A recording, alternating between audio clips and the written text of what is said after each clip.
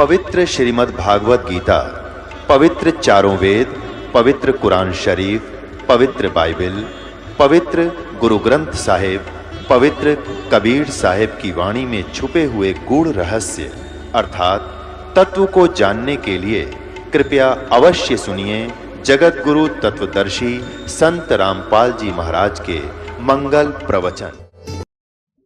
इंद्र कुबेर। अब तो हम यहाँ अगर किसी के पास 20-30 लाख 20-30 करोड़ रुपए हो जाए वो बहुत प्रभावशाली मानता अपने आप को। कहते कुछ भी ना भाई, सर्वसौम्य की लंका होती रावण से रणधीरम, एक पलक में राज विराजी जम के गंभीरम।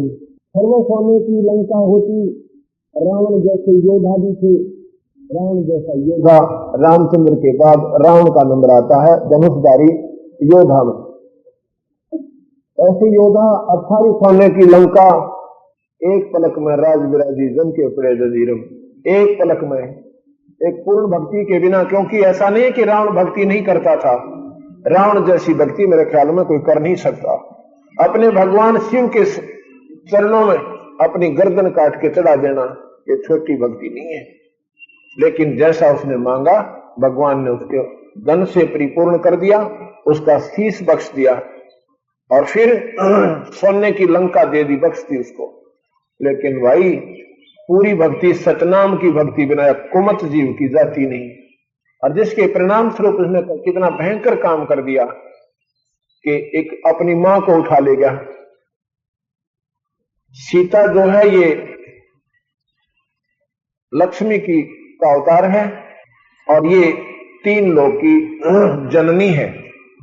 अपनी मां को उठा ले गया, यानी सीता जी को उठा ले गया एक सत्संग की कमी के कारण, सतगुरु के ज्ञान की हीनता के कारण। और कहते हैं सर्व सोने की लंका होती रावण से रणधीरम, एक पलक में राज विराजी जम के पड़े जजीरम। तो यहां कहने का मेरा तात्पर्य है कि छोटी मोटी हम इस धनाढ़ होकर के अपने आप को भूल जाते हैं और फूल जाते हैं। कहते हैं तो कुबेर भी रहा, कुबेर धन का देवता, यानी तीनों लोकों का जो सामूहिक खजाना है उसके ऊपर भी तेरी प्रभुता रही, तो वहां कुबेर बनकर भी रहा। ईश माने ब्रह्मा विष्णु महेश भी तुम बन चुके हो। ईश माने भगवान, ब्रह्मा विष्णु महेश की पदवी पर भी हम और आप रह चुके हो। अब ये बातें गले से नीचे उतरे को ना, क्योंकि हम ब्रह्मा विष्णु महेश को एक अमर मानते हैं, अविनाशी मानते हैं। ये हमारी गलत धारणा है, अल्प ज्ञान है। गीता जी में लिखा है कि जब कल्प अंत होगा ब्रह्मा भी मरेगा, विष्णु भी मरेगा, शिव भी मरेगा, और ये लोक भी नहीं रहेंगे जिनके ये राजा हैं। क्या गीता जी को गलत मानते हो? कभी नहीं मान सकते। गीता जैसा ज्ञान श्रेष्ठ नहीं, पर उसका विचार नहीं बन पाया आप लोगों से। अर्थात ये तीनों भी नासवान हैं, ये पोस्ट हैं, ये पद हैं, और उन परमात्माओं को, उन श्रेष्ठ आत्माओं को इन पर नियुक्त किया जाता है जो इसके योग्य हो जाती है। जैसे जिन्होंने आईएएस कैडर की जो अपनी वो ट्रेनिंग कर ली, डिग्री की है, तो उसको डीएम बनाया जाता है, डिस्ट्रिक्ट मजिस्ट्रेट, या उसको डिप्टी कमिश्नर, अन्य सेक्रेटरी आदि, क्योंकि वो आईएएस है। इसी प्रकार जो परमात्मा है वो श्रेष्ठ आत्माओं को ये काल निरंजन अपने घर पर जन्म देता है, अपने बच्चों के रूप में पैदा करता है, क्योंकि फिर उनका लगाव अपने पिता में विशेष बन जाता है, और फिर उनको इन तीनों पोस्टों पर न्यारे न्यारे नियुक्त कर देता है अपना सहयोगी रूप में। वैसे ये खुद भी ब्रह्मा विष्णु महेश है, क्योंकि ये तीनों पावर रखता है। कोई प्रधानमंत्री अपने 3 विभाग अपने पास रख सकता है, या सारे के सारे विभाग भी अपने पास रख सकता है, उसको कोई चैलेंज नहीं है। अपने सहयोग के लिए ये मंत्रियां बना देता है कि मेरे हुक्म से ये काम करेंगे, तो उनको अपनी शक्ति दे देता है। ऐसे ये काल निरंजन, ये ब्रह्म अपने 3 पुत्रों को अपनी 3 ड्यूटी दे देता है। ये स्वयं भी तीनों कर सकता है, ये पालन भी कर सकता है, ये शरीर पैदा भी कर सकता है, मार भी सकता है। ये काल निरंजन, ये ब्रह्म जिसको 21 ब्रह्मांड का मालिक और भगवान माना गया है। तो ये तीनों भी मरते हैं, समाप्त हो जाते हैं। लेकिन आयु बहुत ज्यादा है। आयु का कैसे वर्णन बताऊं आपको। जैसे ब्रह्मा की ये जो है ना, देवताओं का एक वर्ष जो है उसको दिव्य वर्ष बोलते हैं। दिव्य वर्ष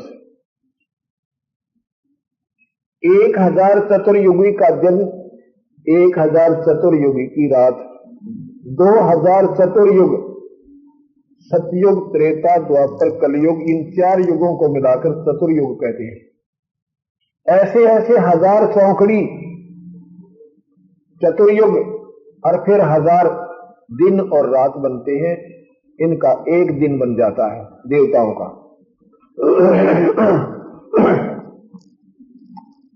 2000 को एक दिन बन गया, 2000 को 30 से गुना कर दो, कितना हो गया? 60,000 चतुर्युग का एक महीना बन गया। इनको 12 से गुना कर दो, 7,20,000 चतुर्युग का एक वर्ष बन गया, दिव्य वर्ष। चतुर्युग, एक युग में लाखों वर्ष हिसाब लाना, ये एक दिव्य वर्ष बन गया। तो ऐसे 100 वर्ष की आयु ब्रह्मा जी की है।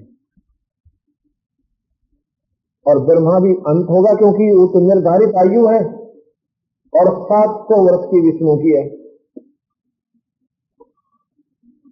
700, इससे 7 गुना, और फिर विष्णु से 7 गुना शिव जी की है। अब हिसाब ला लो। अब 700 वर्ष दिव्य वर्ष की आयु विष्णु की, और 7 को 7 गुना कर दो, ये 4,900 यानी 4900 वर्ष की दिव्य वर्ष की आयु शंकर भगवान की है। लेकिन फिर भी ये मरेंगे, अंत होगा। ऐसी उम्र बुलंद मरेगा अंत रे, तुम्हें सतगुर लगे ना कान न भैसे संत रे। तुम्हें वो सतलोक के मार्गदर्शक कोई संत नहीं मिले, जहां पर जाने के बाद जीव का कभी मरण नहीं होता, वहां पर फिर दोबारा जीवन नहीं है। एक बार मनुष्य आपका शरीर बनेगा, आपका वहां परिवार होगा, लेकिन मृत्यु नहीं होगी। हम क्यों ना ऐसे स्थान पर जाएं, यहाँ पर आज अपने बच्चों के साथ बहुत प्यार से रह रहे हो, जैसे गुजरात में अपने बहन भाई रहा करते थे, और सेकंडों के बाद कुछ भी नहीं रहा इसे गंदे लोक में। और यहाँ पर कोठी पर कोठी बनाकर ये नादान आत्मा दूसरों को मरते हुए देखते हैं, अपना डर कभी नहीं बनता। आपको आप सोचते हो हम नहीं मरेंगे, उन्हें क्या सोच रखा था कि 1 मिनट के बाद हमारा सर्वनाश हो जाएगा। इसी गंदे लोक में हम रह रहे हैं, और फिर भी डर हमारे हृदय में कभी नहीं बनता, क्योंकि हम सत्संग नहीं सुनते।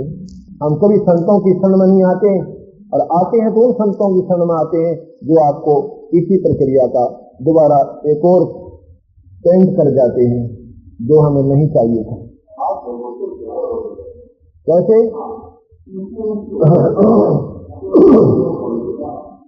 तो ये हिसाब लगाना कि जब ये तीनों मर जाते हैं, फिर ये काल निरंजन नया ब्रह्मा स्थापित कर देता है, नया विष्णु रख देता है, और नया शिव जी को वहां पर अपने पुत्रों के रूप में पैदा करके फिर रख देता है। ऐसे कल्प के अंदर ये कई बार ब्रह्मा विष्णु महेश मर लेते हैं, और अंत जब होता है कल्प का, तो ये सब स्वर्ग और लोक ये सब समाप्त हो जाते हैं, यहाँ पर कुछ नहीं रहता। इंद्र कुबेर ईश की पदवी और ब्रह्मा वरुण बंगाया। ब्रह्मा वरुण, वरुण जल का देवता होता है। धर्मराय न्यायाधीश, यहाँ का न्यायाधीश है। और लोक विष्णुनाथ के पुर को पहुंचा तो फिर अपूछा आया है। और विष्णु जी के लोक में भी चले गए अच्छे पुण्य करके, और फिर भी बुरा वापस आ गया। अर्थात तेरा जन्म मरण छूटा तुमने, क्यों नहीं छूटा? क्योंकि तुझे वो निर्गुण मार्ग नहीं मिला, सतलोक का मार्गदर्शन आपको कोई कर नहीं पाया। आपने यही पूजाएं की, ब्रह्मा विष्णु महेश तक की, माता तक की, और निरंजन ब्रह्म तक की, निराकार ईश्वर तक की। इसमें जन्म मरण जीव का निष्ठा नहीं, इसमें 84 नहीं छूटती। कभी सार के मार्ग से आपको पूर्ण छुटकारा मिलेगा और पूर्ण मुक्ति मिलेगी। क्या कहते हैं?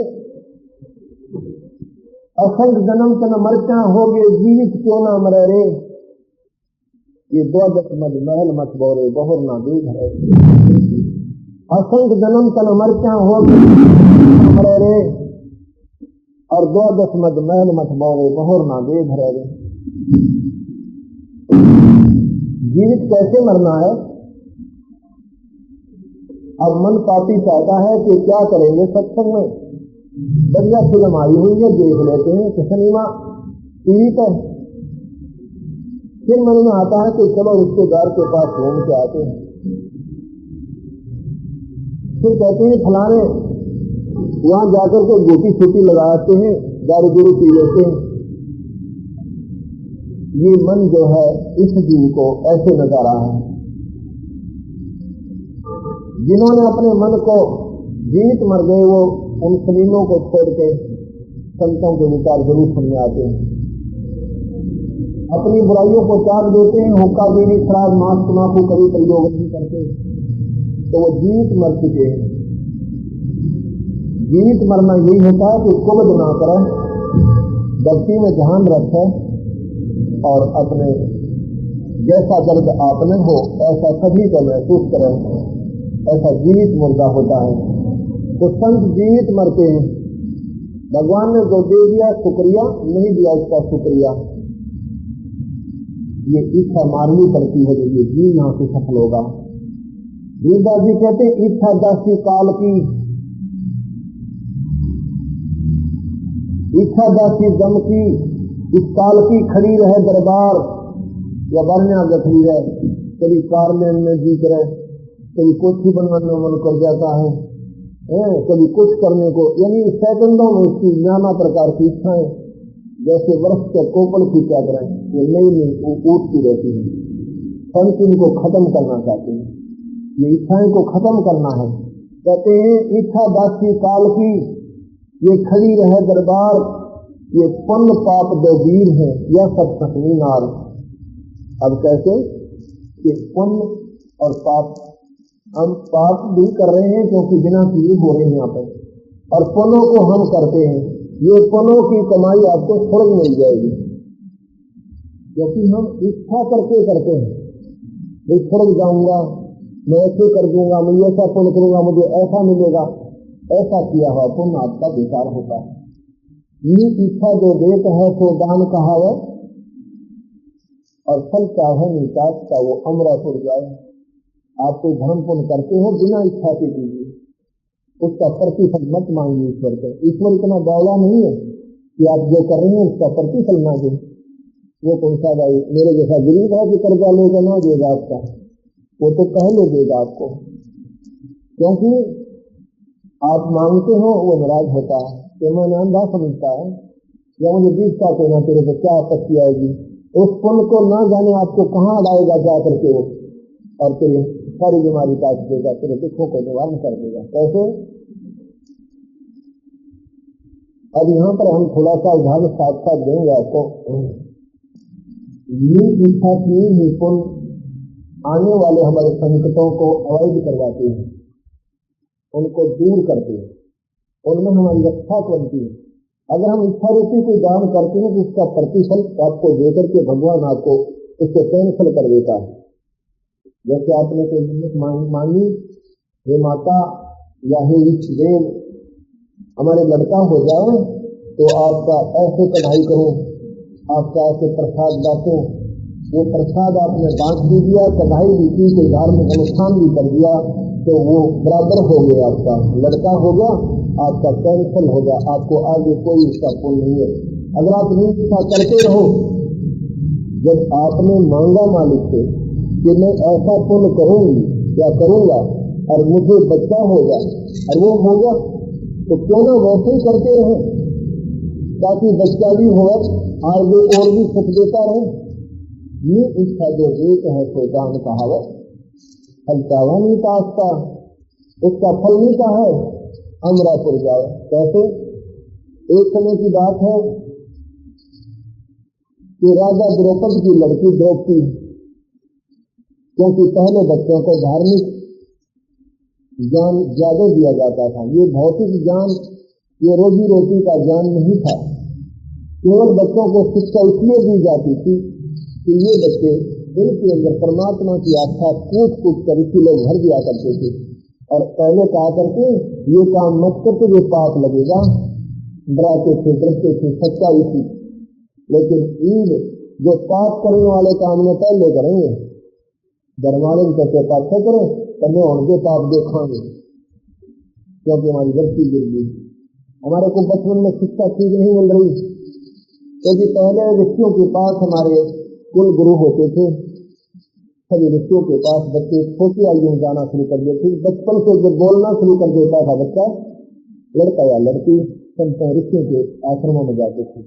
उनको गुरुकुल कहते थे, यानी गुरुकुल के गुरु होते थे वो, और वो बच्चों को शिक्षा दिया करते थे और उनको अक्षर ज्ञान भी कराते थे, बल्कि मार्ग भी उनको यानी प्रफुल्लित कराते थे। ऐसे ही हुआ द्रौपदी को भगवान की कृपा से द्रौपदी ने नाम भी ले रखा था और परमात्मा ने आस्था पूरी थी। एक दिन वो स्नान करने के लिए उनके पिता द्वारा मिलने के जिनाने घाट में वहां पर स्नान करने जाया करती थी। सुबह सुबह साथ में हजारों सहेलियां होती थी, तो राजा की लड़की के साथ तो और भी साथ में बहुत सहेलियां हो जाती स्नान करने के लिए। उस जिनाने घाट पर चली जाती है। फिर ये उदय होने वाला था। जब वहां पर वो पहुंची तो उन्होंने देखा एक महात्मा उस जनाने घाट से लगभग 200 गज की दूरी पर, 200 मीटर की दूरी पर, और गंगा में स्नान कर रहा है। जबकि वहां पर किसी व्यक्ति का आना यानी 4 किलोमीटर तक मना था। अब इस 4 किलोमीटर तक यानी 1.5 मील तक कोई भी व्यक्ति मनुष्य इस क्षेत्र में नहीं जाएगा। यहाँ लेडीज घाट है, यानी नहाने का स्थान है वहां पर। ये इंस्ट्रक्शन दी गई थी राजा के द्वारा, लेकिन वो अंधा था, उसको नहीं मालूम था कि कोई जनाना घाट है। वो जाके बेचारा और वहां स्नान कर रहा था। स्नान करते करते उसने देखा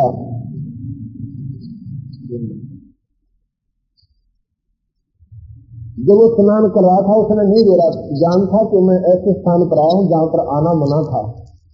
लेकिन जब उस लड़की ने देखा कि वो स्नान कर रहा है, और भक्तात्मा होती है ना जिनके अंदर हर जन्म भगवान के प्रति श्रद्धा होती है, वो संतान देखकर प्रसन्न होया करें, संतों को देखकर बड़े खुश होते हैं।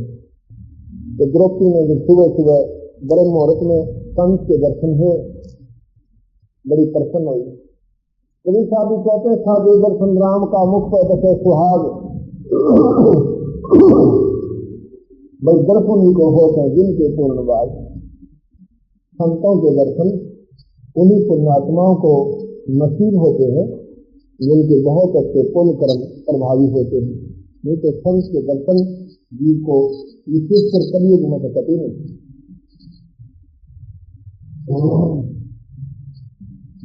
कबीरा दर्शन संत का परमात्मा आवे याद, अब लिखे में वही सुने, बाकी का सुने बात। अब विचार करो कितनी गहरी बात कही है। आप सत्संग में आते हो, आपको ईश्वर याद जरूर आएगा। जितनी देर भी यहाँ रहोगे परमात्मा की सिवा आपके मन में कोई बात नहीं आती। तो घना हमारे भागों का होगा तो विचार लाता रहेगा कि बच्चे पता नहीं आज वो ट्यूशन लेकर गए कि ना गए, वरना जुगाड़ियां भी जोड़ता रहेगा, इससे कोई लाभ नहीं होगा। सत्संग आवा कति एक रखे तो सत्संग सुने, अगर नहीं सुनने की समर्थता है तो उठ के चला जाए। यहाँ पर जो है विचारों को जरूरत जाने नहीं देगी।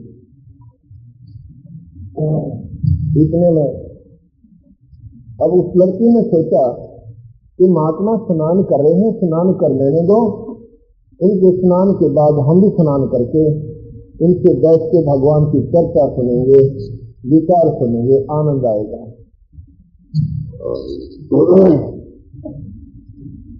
तो वो लड़की स्नान करने लगी। कौन? द्रौपदी। वो लड़की भी नहा ली और सारी सहेली भी नहा ली, स्नान कर लिया और उनको घंटा लग गया लगभग। 1 घंटे के बाद फिर देखती है कि महात्मा पहले थोड़े पानी में था, फिर और गहरे पानी में पहुंच गया गर्दन तक, और ऐसे हाथ मार रहा, वो नहा नहीं रहा। लड़की ने अपना ध्यान पूर्वक देखा, इसने क्या देखा कि महात्मा स्नान नहीं कर रहा। फिर क्या देखती है कि ये तो नीली वस्त्र है, इसके पास कपड़ा नहीं है, और पत्नी पर कोई भी कपड़ा नहीं रखा है, कोई क्लॉथ नहीं है, और जो उसने एक पर्दे पर अपनी कॉपी में बांध रखी थी, एक छोटा सा कपड़ा होता है जो कॉपी के रूप में लंगोट टाइप में बांधते हैं महात्मा जन, और वो भी दुर्भाग्यवश वो टूट करके और पानी में बह जाता है। अब लड़की ने क्या सोचा कि ये महात्मा बेचारा शर्म के मारे गहरे पानी में चला गया, हमारी आवाज सुनकर, और ये तो अंधा नजर आता है।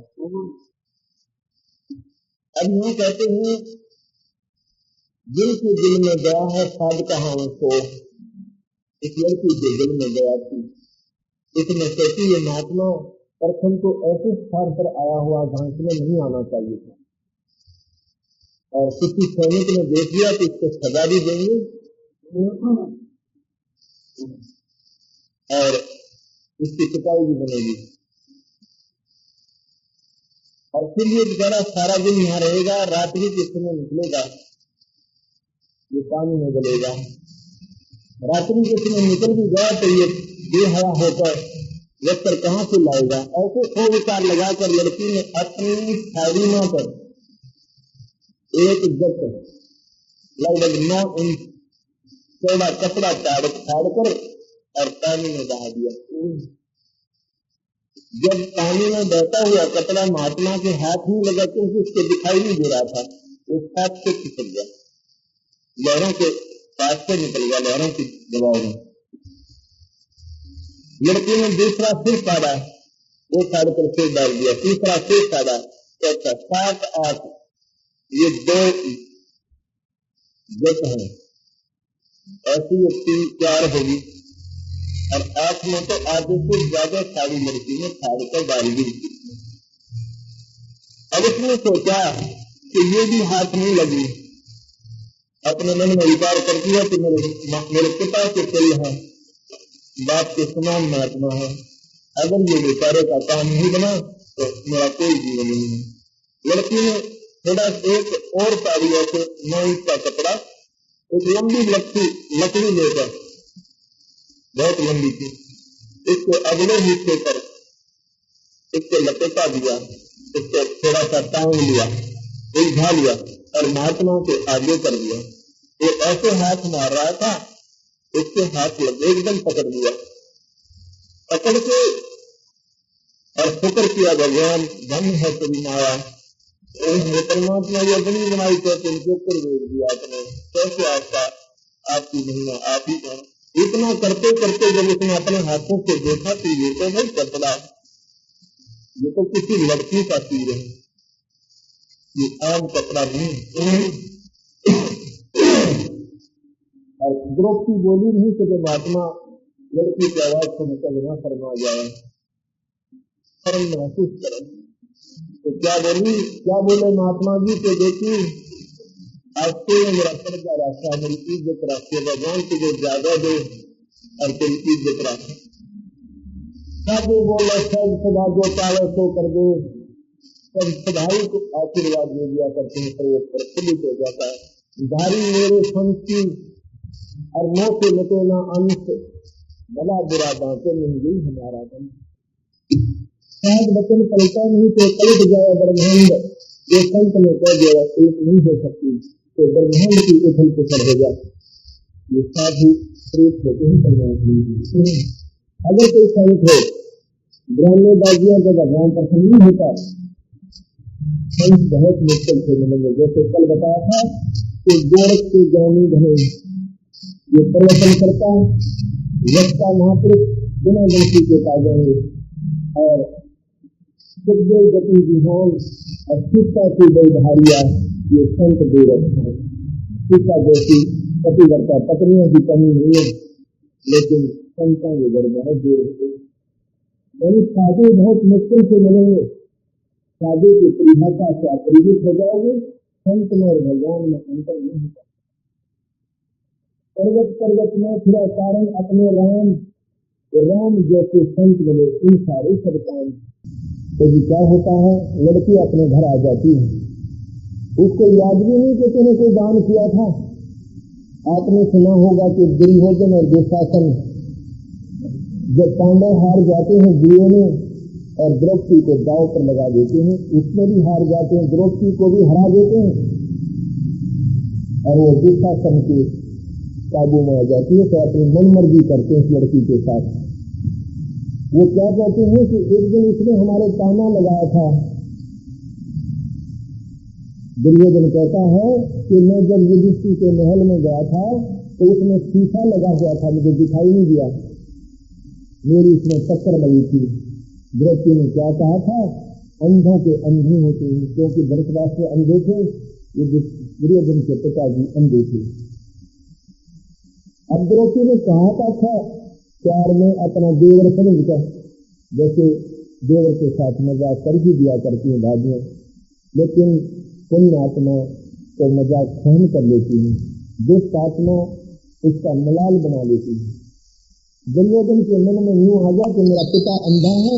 द्वारा विदुर के मुख पर लगा थपेड़ा, तू तो है इन पांडवों का चेहरा, यानी इनका चमचा हिलने की ओर वो लगा। विदुर के तू तो है बांधी का जाया, कहते उस बात पर भीष्म द्रोण और कर्ण मुस्काया। अरे थोड़ा गजब वही हो, इस महाभारत में पढ़ते रही है, इसका तो आग लगा देनी थी इसे बुढ़े शास्त्र का, जिसमें इतने नीच व्यक्ति, इसे महापुरुष बैठे हैं, सामने लड़की को नंगा किया जा रहा। भीष्म पितामह जैसे जो दादा की पदवी पर बैठे हैं, और कर्ण जैसे योद्धा, और गुरुदेव द्रोणाचार्य जैसे, उस मलिन अन्न ने खा के दुर्योधन की उनकी आत्मा मलिन होगी।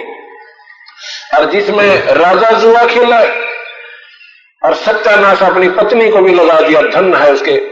इन शास्त्रों को पढ़ा करते थे, जो राजा अपनी पत्नी को भी दांव पर लगा दे, आज तक हमने इतिहास सुना कोई ना किता।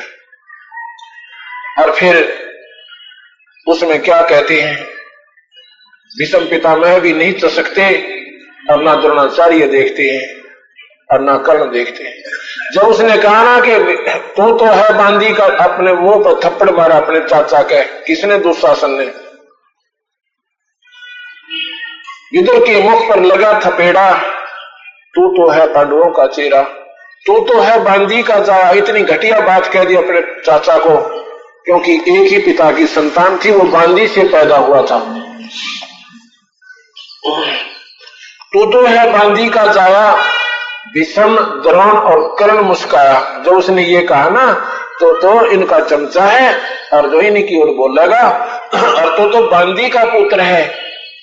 और द्रोण भी हंसा, द्रोणाचार्य गुरुदेव जिसको गुरुदेव कहें, और भीष्म भी हंसा, और कर्ण भी दांतरे काटे मुस्काता है।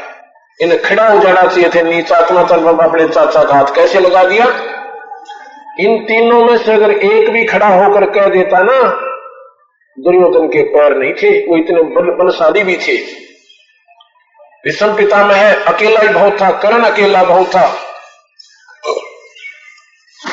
तो यह गरीबदास जी कहते हैं, महाभारत में कहीं ना आडी तिथि, भीष्म द्रोण कर्ण ने कहीं ना आडी तिथि, ताते महाभारत में उनके संग में ऐसी बीती। ये तीनों कुत्ताड़ी मौत मारे गए थे। भीष्म पितामह बाणों से छान दिया गया था, द्रोणाचार्य ऐसे मारा गया था, कर्ण भी बाणों से छान दिया गया था, खत्म हुआ था। उन्होंने ऐसे समय पर अगर अपनी उस एक ऐसा की मदद नहीं की कि योद्धा होते हुए, तो जी फिर उसने देखा द्रौपदी ने कि ये जो सारे मैंने तक रखे थे, जिनको मैं अपना आसरा मान चुकी थी, मेरे रक्षक है, ये नकली थे, ये सारे मेरे ठीक नहीं थे। ना तो पतियों का सारा काम कर रहा, और ना भीष्म पितामह द्रोणाचार्य कर्ण जैसे ये भी आज मुंह मोड़ चुके हैं। यहाँ कबीर साहब कहते हैं, बंधे से बंधा मिला वो छूटे कौन उपाय, कर बंदगी निर्बंध की जो पल में दे छुटा। हम तो इन बंधा का बंद रहे हैं, तो मर्यादा में बंध गए, को उसकी रोटी खाकर नीच हो गए, नीची गर्दन कर ली। तो जब द्रौपदी ने आंख मीच के हे परमात्मा तेरे बिना मेरा, इसको अनन्य मन कहते हैं, अनन्य, और साधना छोड़ दी, एक परमात्मा का आसरा लिया। और जब कहती है परवरदिगार कि तेरे बिना मेरा कोई नहीं, जब हम अन्य सहारों को भूल जाते हैं, जब वो सहारा देता है, वैसे वो सहारा आपको देगा नहीं। जब उसने उसको याद किया, अब यहां क्या होता है, जो हमारे ऊपर आपत्तियां आती हैं, कर्म के दंड आते हैं, अगर हमने कोई पुण्य कर रखा है, कोई धर्म का काम कर रखा है, कोई मंत्र जाप नाम ले रखा है, उसका हमारा रिकॉर्ड उस न्यायाधीश के दरबार में होता है, धर्मराज के दरबार में ऑटोमेटिक रिकॉर्डेड होता है। जब हम दुख होता है तो सभी रोते हैं और परमात्मा को याद करते हैं, लेकिन सबकी मदद नहीं होती है। क्यों नहीं होती? कि उनका कोई पुण्य रिकॉर्ड वहां मिलता नहीं। जिसके पीछे की हुई पुण्य उसमें होंगी या उसका नाम लिया हुआ होगा, उसके प्रतिफल में परमात्मा उसकी रक्षा कर देगा। दुख में सिमरण सब करें और सुख में करे न को, और जय सुख में सुमरण करे दुख काहे को। सुख में सुमरण ना किया फिर दुख में करते याद, कह कबीरता दास की फिर कौन सुने फरियाद। द्रौपदी ने भगवान को सुख में याद कर रखा था और नी इच्छा के दान किया हुआ था। जब द्रौपदी ने पुकार की तो उसकी जो पुकार की, कसक की पुकार भगवान के दरबार में यानी धर्मराज के दरबार में पहुंची। वहां उसकी पुलों की फाइल खुल गई, जैसे कंप्यूटर में फाइल खोल दी जाती है, और वो चल पड़ी उस धर्मराज के सामने। वो देखता है कि इस आत्मा की पुकार मेरे पास आई है, इसका कोई पुण्य है ऐसा जिसके प्रतिफल में इसकी मैं रक्षा कर सकूं। अगर नहीं मिलता तो मर कुएं में पड़ गए, उसकी कोई मदद नहीं होगी। तो उसमें देखा कि इतना गजब का पुण्य द्रौपदी ने निस्वार्थ कर रखा है, नी इच्छा से किया हुआ है। एक महापुरुष को राजा की लड़की अपनी साड़ी पाड़ कर डाल दे, बच्चे की उंगली का चोट लग जाना, अपना कपड़ा ना पाड़े हम, कोई वस्त्र और ढूंढे आग्रह की तो मिल जाता है। अब उसने एक अजनबी के लिए अपनी साड़ी पाड़ कर डाल देना, तो इसको कहते हैं नी इच्छा जो देते हैं सो दान कहावे, और फल चावे नहीं ताश का फिर अमरा फल जाए। तो वहां से क्या होता है, उसका पुण्य मिल जाता है किसी आत्मा का। उस समय जो संत भगवान संत रूप में आए हुए होते हैं, उस समय जो मौके पर वर्ड एक समय में एक ही तकरीबन संत आते हैं जो भगवान तुल्य होते हैं। उस समय भगवान कृष्ण जो थे वो संत थे, और संत और भगवान एक होते हैं। जय उसमें गुण है संत वाले। संत और भगवान में अंतर नहीं होता। वो संत कहो उसे भगवान कहो। कहते संत साईं के लाडले, ये संत साईं के भगवान के लाडले होते हैं, और संत साईं के पूत। और वे संत ना होते जगत में तो भगवान जाता ऊत है। तो यहां कहते हैं वो ईश्वर भगवान यानी संत उस समय कृष्ण जी थे यहां पर। और कृष्ण की और द्रौपदी की कोई जान पहचान नहीं थी विशेष, सिर्फ इतना था कि कृष्ण की बहन और अर्जुन का ब्याह राखी थी सुभद्रा, और वो दोनों जवानी जेठानी लालो चाहे वह दोनों एक ही थी समझो, इसलिए वो उनको बहन मानता था अपनी द्रौपदी को भी कृष्ण भी। तो उसने जब हम रोते हैं ना तीनों का आग्रह हे भगवान, कोई दुख आता है तो भगवान तो एक ही है अपना, लेकिन उस परमात्मा ने उस समय कोई नुमाइंदा यहां पर भेज रखा होता है। तो उसने जो दान किया हुआ था उसकी दान का प्रतिफल रिफ्लेक्शन वो भगवान कृष्ण के हृदय में हो गया। वहां से डायरेक्शन मिली इसको कि आप जाइए और उसकी मदद कीजिए गुप्त रूप में। उसने भगवान कृष्ण रुक्मिणी के साथ अपनी छत पर बैठकर और शतरंज खेल रहा था। ऐसे पासे डालता है, पासे डालकर बोलने होते हैं कच्चे 11 पक्के 12 जैसे भी। ऐसे नहीं बोल पाया, ऊपर से वह कसक हृदय में आई और कहा अनंत, ऐसे हाथ करके कहा अनंत। रुक्मिणी ने हाथ पकड़ा, हंसने लगी कि हार गए ना, अब ये क्या बोल रहे हो, ये तो कोई शतरंज की भाषा नहीं है, ये तो कोई आपने ये क्या कहा अनंत। तो कृष्ण जी कहने लगे बताता हूं कि दुशासन नीच ने मेरी प्यारी आत्मा, मेरी भक्त आत्मा को पकड़ रखा है, उसको नग्न कर रहा है, उसकी रक्षा करनी है, इसलिए अनंत का उसके तीर बढ़ेंगे। रुक्मिणी कर पकड़ा, मुस्काई, हाथ पकड़कर हंसने लगी। अनंत कहा मोह को समझाई। ये अनंत कहा, इसके लिए मुझे विस्तार पूर्वक बताइए। भगवान कहने लगे दुशासन ने द्रौपदी पकड़ी और मेरी भक्ति सकल में सिखरी, जब हमारी भक्ति पिछोड़ी हुई तो हमारा नाम ना लेवे कोई। भगवान ने बोले जो हमारे भक्तों के ऊपर आंख आने लगी तो भगवान का नाम मिट जाएगा, हमें कोई याद नहीं करेगा। रुक्मिणी को भलो का भलोता है, यानी वो पर खेलने लग जाता है। इस तन से तो पासे डालन लग गया, तंदे ही से पासा डारी और पहुंचे सूक्ष्म रूप मुरारी। खेचत खेचत खेच कसीसा, सिर पर बैठे हैं जगदीशा। जो सुता के तीर बढ़ाए और शंख असंख्यों पार नहीं पाए। भगवान सूक्ष्म रूप में वहां पर पहुंच जाते हैं और इस कठोर शरीर से वहां खेल रहे हैं रुक्मिणी के साथ में। दुशासन खींच खींच के थक जाता है, अंत में थक के गिर जाता है। इतना बलशाली योद्धा। दुशासन के अंदर 10,000 हाथियों की ताकत बताते हैं और इतना बलशाली, और एक कमल की फूल के तुल्य द्रौपदी उसको नहीं वो मात कर सका, उसको नग्न नहीं कर पाया। क्यों नहीं कर पाया कि वो परमात्मा पे आश्रित थी और वो राक्षस अपनी शक्ति पर आश्रित था।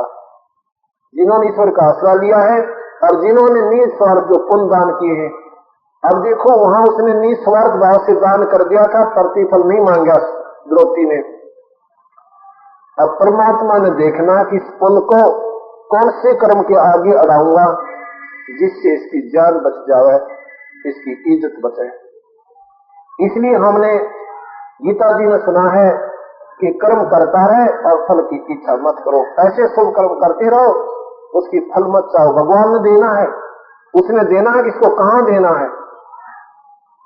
अब यह प्रश्न उठेगा कि कल आप कह रहे थे कि कृष्ण भगवान कर्म के दंड को काट नहीं सकते, और अब आप कहते हो कि उन्होंने ये ऐसा कर दिया।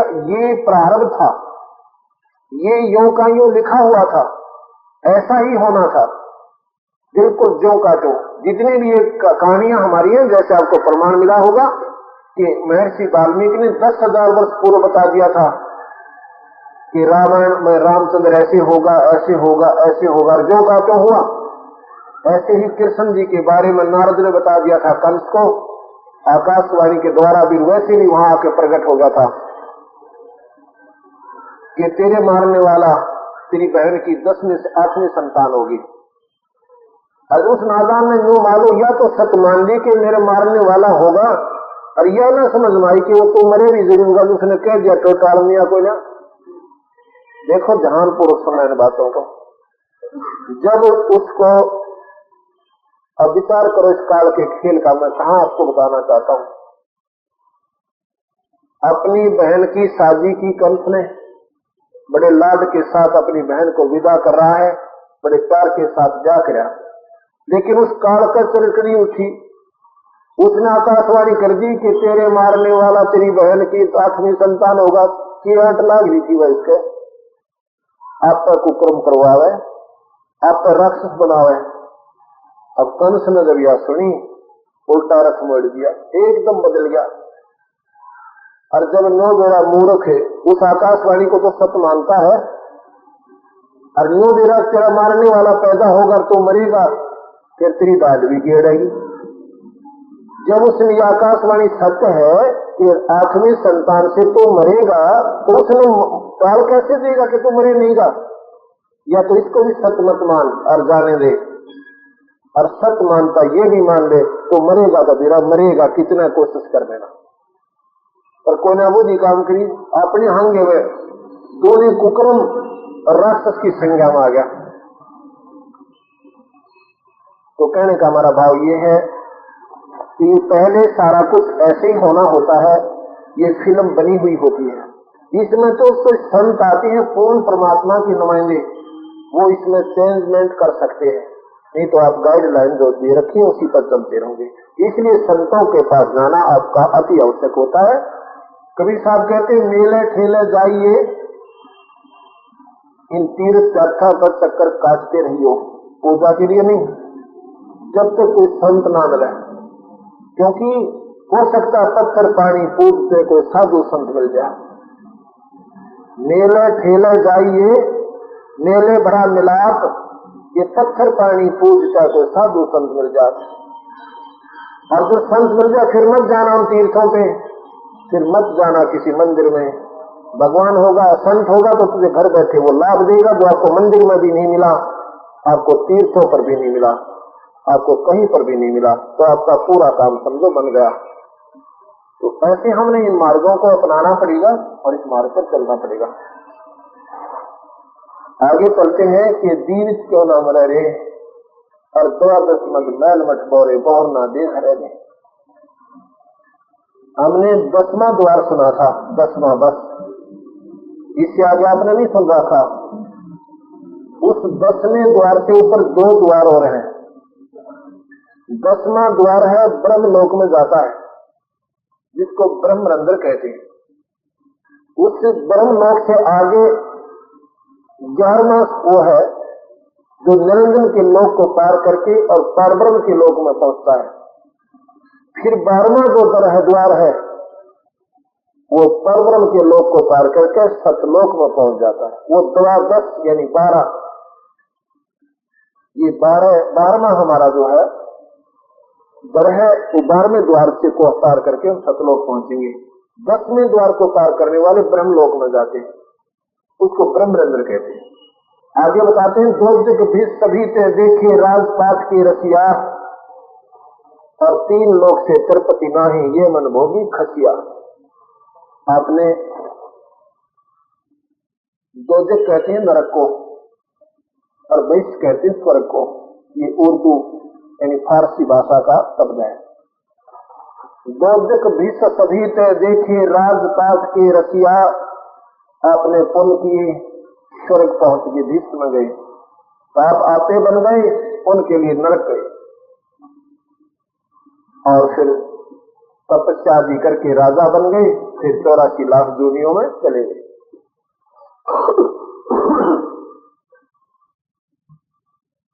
फिर क्या होता है,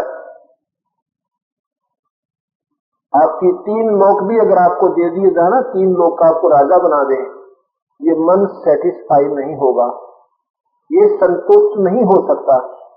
आज कोई गरीब रिक्शा चला रहा है और वो यूं सोचते हैं भगवान कभी मेरे पास मोटरसाइकिल हो जाएगी।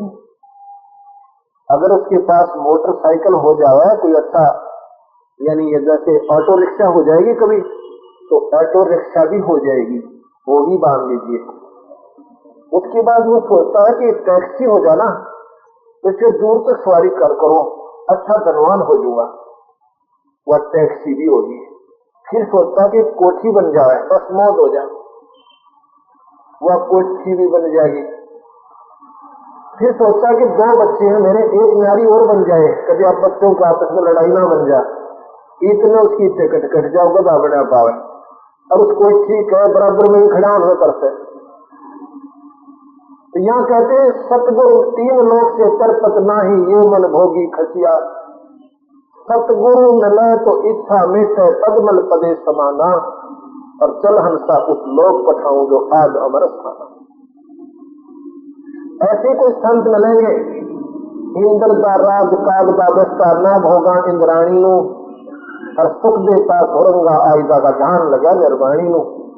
बंदी छोड़ कहते हैं कि हमने इंद्र का राज भी काग की बीट के समान लगता है, और तुम यहाँ छोटे मोटे सुख को मानकर खुशी हुई करते हो। झूठे सुख को सुख कहे ये मानत है मनमोद, ये सकल कभी ना काल का कुछ मुंह में कुछ बोध। यह कोई सुख नहीं है। इस 3 लोक में, इस ब्रह्मांड में कोई जीव सुखी नहीं है। भाई तन भर सुखिया कोई न देखा, जो देखा सो दुखिया हो।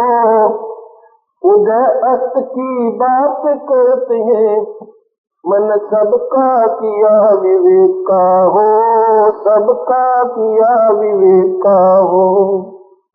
तन धर सुखिया कोई न देखा, जो देखा सो दुखिया हो। उदय अस्त की बात करते हैं, मन सबका किया विवेक का हो, सबका किया विवेक का हो।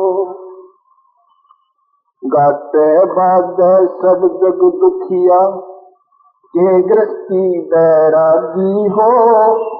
सुखदेव ने दुख के डर में, ये गर्भ में माया त्यागी हो, गर्भ में माया त्यागी हो। तन धर सुखिया कोई न देखा, जो देखा तो दुखिया हो।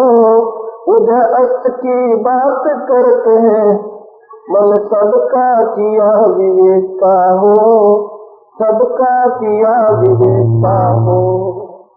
भाई जंगम दुखिया जोगी दुखिया, सबकी को दुख दूना हो। जंगम दुखिया जोगी दुखिया, ये सबकी को दुख दूना हो।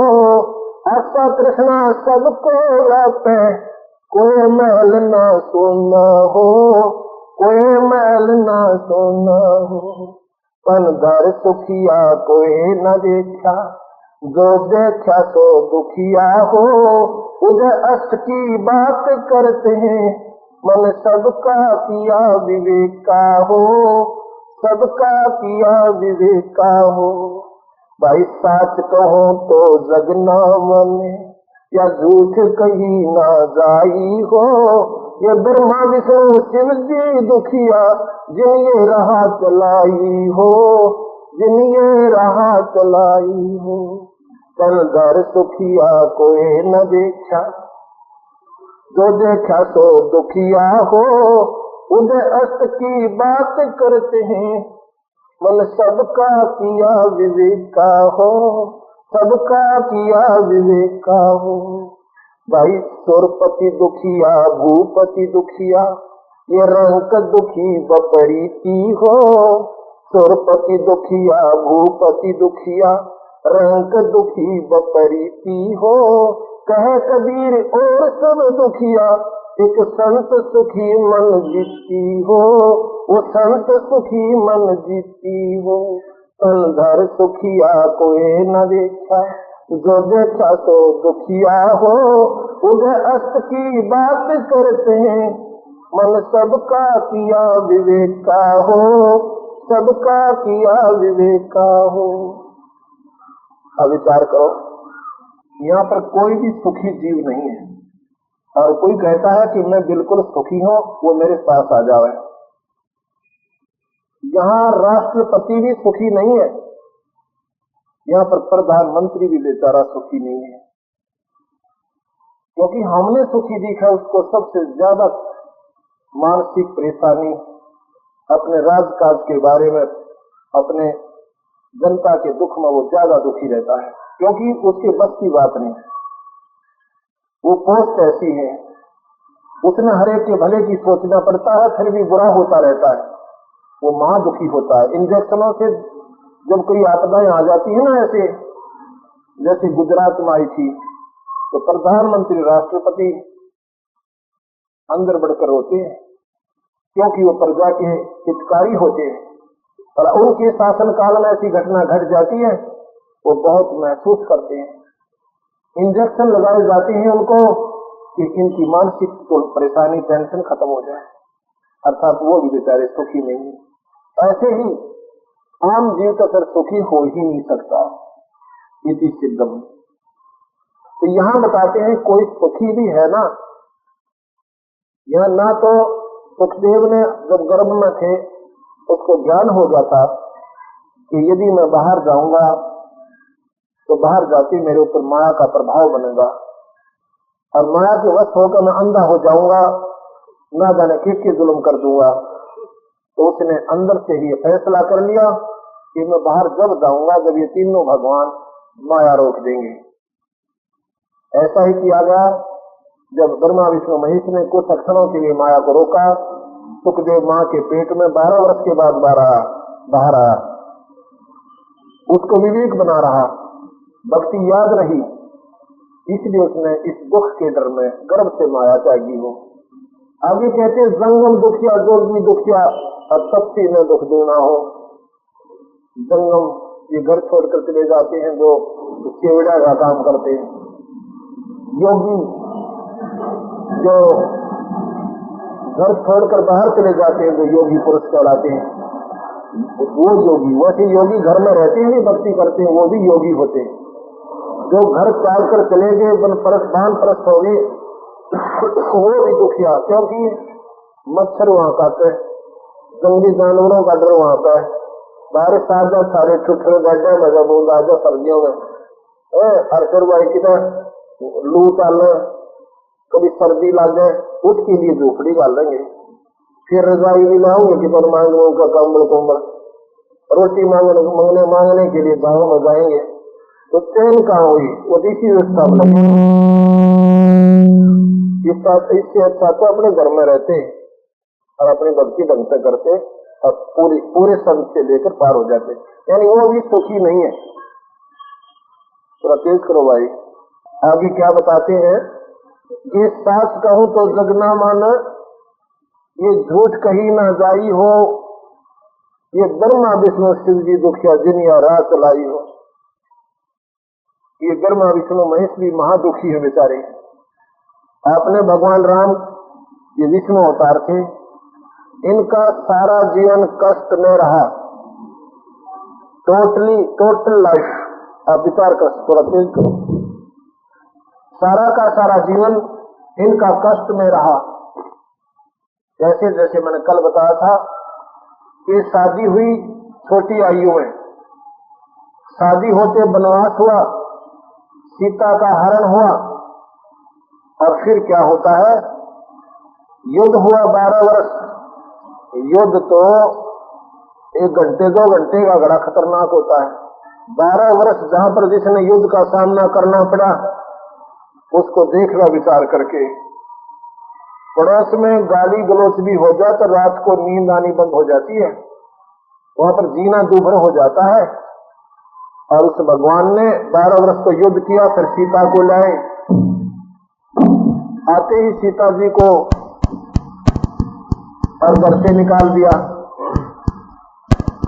सारा जीवन पति पत्नी नारे नारे रहे, छोटे गर्भ में बच्चा मां के, और वह सीता कहीं राम कहीं। अगर ऐसे कोई सुख मानता है तो आप मानो ठाक से, हम उसको सुख नहीं मानते। जिसके बच्चे उसकी औरत कहीं मरो और पति घर पर ठाठ करे, वो पति ठाठ नहीं कर रहा, उसकी आत्मा उसके अंदर पड़ी हुई है। अगर ऐसे मौज मानते हो तो हम नहीं मानते कि आप इसको मौज मानोगे कि आपकी पत्नी कहीं हो, बच्चे कहीं हो और आप न्यारे हो। महाकष्ट घोर दुख आपके ऊपर है। इससे कहते हैं कि ना भगवान विष्णु यहाँ सुखी रहे, यानी राम भी सुखी नहीं रहे, और कृष्ण जी का सुख नाम की चीज नहीं थी, ये कल भी बताया था। अंत में भगवान कृष्ण जी का सर्वनाश हुआ, परिवार भी मारे गए, 56 करोड़ यादव दुर्वासा के श्राप से अंत हुआ। भगवान को तीर लगा और 100 उनकी 8 रानियां थी, 8 ने आत्महत्या की भगवान के मर जाने पर। ये आपके पास ये सुख सागर उपलब्ध है, पढ़ लीजिए। ये क्यों दुखी है? क्योंकि ये काल नचा रहा है, इनको काल नचा रहा है बस। और ये काल के वश होकर बेचारे। अब भगवान शिव एक पुण्य आत्मा है, उच्च आत्मा है, परमात्मा है, दयालु भगवान है, बहुत दयालु है, लेकिन उनकी ड्यूटी ऐसी दे दी काल में कि 1,00,000 रोज इसमें संहार करने पड़ेंगे। अब बताओ ये क्या करे, ये अपनी ड्यूटी के वश है। अब जनरल जो है, जनरल या चीफ जो है मिलिट्री का मुखिया कितना नेक आत्मा हो, जब आदेश होंगे ना कि फायर, उसने आदेश देना पड़ेगा फायर, तो दुनिया मर जाओ, तो उसकी ड्यूटी है बेचारे की। वो नीच आत्मा नहीं है, लेकिन अपने कर्मवश उसने ये करना पड़ रहा है। ऐसे ही ये तीनों देवता बहुत उच्च आत्मा, परमात्मा है, इनमें दया बहुत है तीनों में। ये इस 3 लोक में सबसे उत्तम श्रेणी की आत्मा है, इसलिए इनको परमात्मा कहते हैं। लेकिन इनके कर्तव्य के आधार पर इन्होंने अपने कालवश होकर ये क्रिया करनी पड़ रही है, अपनी ड्यूटी निभानी पड़ रही है, जिसके परिणाम स्वरूप ये भी महादुखी है, क्योंकि ये काल भगवान इन सबको नचा रहा है। आगे बताते हैं कि सुरपति दुखिया, भूपति दुखिया, रंग दुखी बपरीती हो, कह कबीर और सब दुखिया, एक संत सुखी मन जीती हो। मन किसने जीता? सतगुरु मिला तो इच्छा मेटे, पगनल पदे समाना, और चल हंसा उस लोक पठाऊं जो आज अमर स्थाना। जिनकी यहां स्वर्ग से भी मन हट गया और ब्रह्मा विष्णु महेश की साधना का भी पता लग गया कि इससे पूर्ण मुक्ति हमारी नहीं हो सकती, स्वर्ग नरक 84 ये इनका हार्ड एंड फास्ट रूल है, तो उन्होंने मन जीत लिया, उनकी इच्छा मिट गई। यहां से इंद्र का राज काल दाविष्टा। एक समय की बात है, जैसा कि मैंने आपको सुना था, ये कल बताया था कि भगवान मार्कंडेय ऋषि ने इंद्र से कहा था कि तू इस इंद्र के राज में त्याग दे और अपना पीछा छुटवा ले, नहीं तो इंद्र का राज पाकर के तू गधा बनेगा। लेकिन इस राज के चस्के तक तो जीव जल्दी से वापस नहीं हो सकता। इंद्र का राज कागदा विष्टा क्यों मान्या कि जिस राज को भोग कर वो प्राणी, वो मुखिया स्वर्ग का राजा गधा बने, इसे राज का हम क्या करेंगे, अर्थात उसे स्वर्ग की आवश्यकता नहीं। इसलिए हमारी वहां से भी वृत्ति हट गई कि हमें ना स्वर्ग चाहिए और राजा तो हम स्वर्ग का भी नहीं बनेंगे, या छोटी मोटी स्टेट का या कोई चेयरमैन, ये तो बनना क्या है, ये तो कुछ भी कोई ना, या सरपंच, ये तो कुछ नहीं है।